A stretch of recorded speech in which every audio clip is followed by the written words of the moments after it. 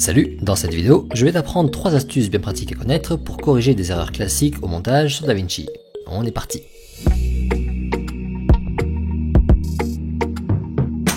Allez, on se retrouve sur le logiciel. Première astuce. Sur DaVinci, quand tu veux monter un clip vidéo en piste supérieure, mais que celui-ci a aussi un audio attaché, voilà ce qu'il se passe. Ça descend automatiquement l'audio également, en piste inférieure. Et ça, non seulement ce n'est pas pratique du tout, mais en plus c'est source d'erreur. Tu peux écraser des clips audio comme ici. Alors souvent, pour remédier à ça, on va délier l'audio et la vidéo, ici en désactivant la sélection liée. Maintenant, on peut prendre la vidéo seule et la monter, sauf qu'attention, en les déliant, on peut maintenant aussi les désynchroniser. Il faut donc bien penser à réactiver la sélection liée une fois fini. Et ça à chaque fois qu'on souhaite juste monter ou descendre le clip vidéo ou audio, franchement pas pratique. Eh bien, en réalité, on a une fonction pour remédier à ça. Ici dans le menu Timeline, allez dans Vidéo, et là vous voyez Mouvements verticaux audio-vidéo symétrique. La fonction est activée, c'est elle qui fait que l'audio descend également. Décochez cette fonction et maintenant regardez. Je peux prendre la vidéo et la monter sans que l'audio ne bouge, et vice versa, descendre l'audio sans faire monter la vidéo.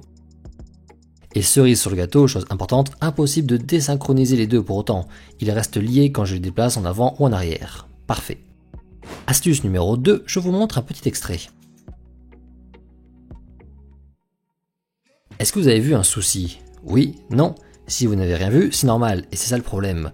Regardez sur le deuxième plan, ça ne se voit pas beaucoup au montage comme ça sur petit écran, mais hop, j'ai une barre noire visible ici non désirée. Ça peut être lié à un recadrage mal fait de ma part ou un plan tourné dans un autre format, peu importe.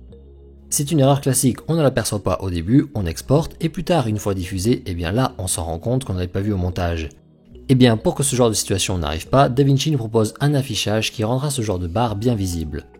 Rendez-vous ici dans l'affichage de la timeline, qui d'ailleurs ne porte pas très bien son nom car ce n'est pas en soi la timeline qu'on va toucher ici.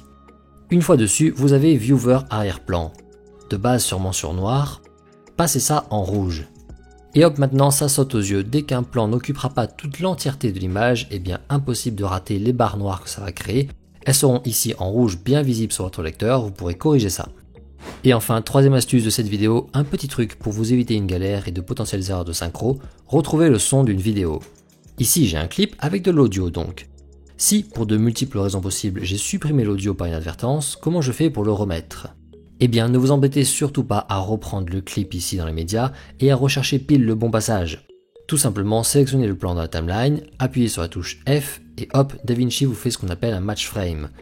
Il vous ouvre en fenêtre source pile l'extrait natif de ce clip avec les bons points d'entrée et de sortie.